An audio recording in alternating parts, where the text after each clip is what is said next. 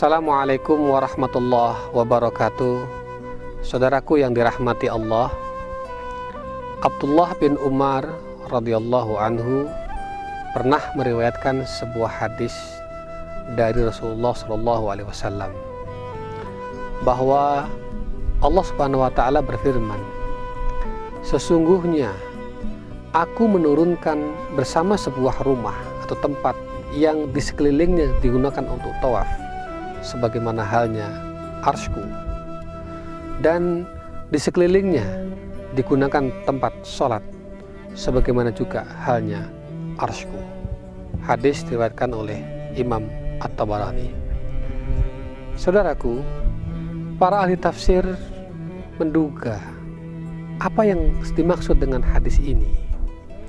Mereka menemukan sebuah ayat dalam Al-Quran dalam surat At-Tur, wal baitil ma'mur wasaqfil marfu'.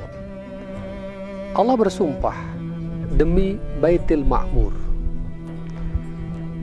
Baitil Ma'mur menurut para ahli tafsir adalah al-bait alladhi fawqa as-sama'is sabi'ah, al-ma'mur madal awqat bil malaikatil kiram yadkhuluhu kulla yawmin sab'una alaf malak. Baitul Ma'mur adalah rumah Allah yang letaknya di atas langit yang ketujuh. Tiap saat ramai oleh para malaikat yang mengelilingi dan bertawaf di dalamnya. Tiap hari ada 70.000 malaikat masuk ke Baitul Ma'mur, dan setiap kali malaikat masuk ke dalamnya, malaikat tidak akan pernah keluar lagi. Saudaraku yang dirahmati Allah, Ka'bah yang ada di Makkah Al-Mukarramah, Ka'bah yang ada di bumi, sesungguhnya adalah tiruan dari Ka'bah yang ada di atas langit yang ketujuh itu, atau Baitul Ma'mur. Itulah mengapa ketika kita tawaf, tawaf kita adalah 7 kali mengelilingi Ka'bah yang ada di Makkah ini.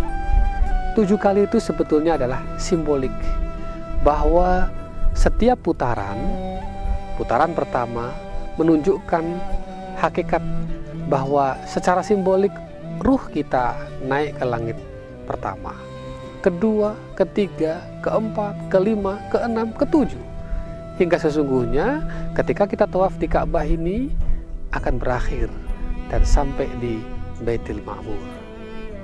Itulah makna simbolik yang didapatkan dari rangkuman pendapat para ahli tafsir. Saudaraku yang dirahmati Allah, ketika kita tawaf di bumi, sesungguhnya malaikat pun sedang bertawaf di Baitul Ma'mur. Malaikat yang tawaf di Baitul Ma'mur, mereka sambil berzikir, subhanallah, walhamdulillah, wala ilaha illallah, wallahu akbar.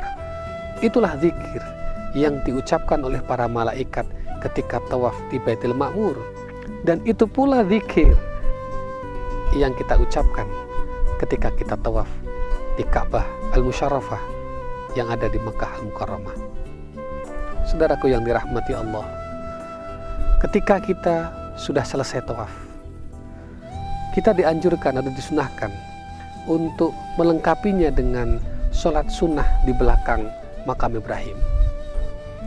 Sholat sunnah di belakang makam Ibrahim itu sebetulnya secara simbolik menegaskan bahwa kita mengikuti atau bermakmum kepada Nabi Ibrahim alaihissalam. Sholat di belakang makam Ibrahim setelah tawaf, sesungguhnya kita mengikrarkan diri sebagai makmumnya Nabi Ibrahim.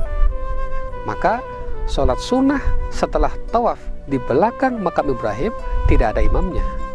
Sholatnya dilakukan dengan cara sendiri-sendiri karena imamnya adalah Nabi Ibrahim alaihissalam. Ini simbolik saja, maknawiyah, bukan sesungguhnya. Saudaraku yang dirahmati Allah, kenapa demikian?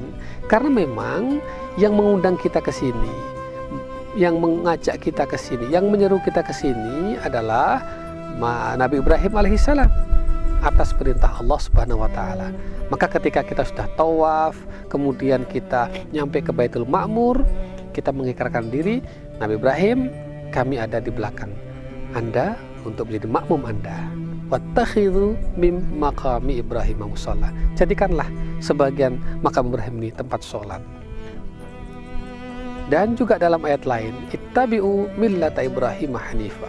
Ikutilah agama Ibrahim, ikutilah jalan Ibrahim yang hanif, yang lurus, yang lembut dan santun. Saudaraku yang dirahmati Allah, itulah makna-makna yang bisa kita petik dari pelajaran tawaf dan juga sholat di belakang makam Ibrahim. Ada satu lagi, yaitu tentang mencium Hajar Aswad. Hajar Aswad yang hanya selebar berdiameter kurang lebih 40 cm ini, itu dicium oleh ratusan, jutaan, miliaran manusia sepanjang masa para nabi dan rasul. Konon pernah mengecupkan bibirnya di Hajar Aswad. Orang-orang saleh juga demikian. Jadi ketika kita mengecup Hajar Aswad, menempelkan bibir kita di Hajar Aswad, sesungguhnya itu simbolik bahwa kita berada pada satu gelombang, satu lisan dengan apa yang pernah dilakukan oleh para nabi, para rasul, dan orang-orang soleh. Apa itu? Tauhid. La ilaha illallah wahdahu la syarikalah. Maka orang yang sudah pernah mengecup Hajar Aswad jangan lagi berdusta. Orang yang sudah mengecup Hajar Aswad jangan lagi menipu.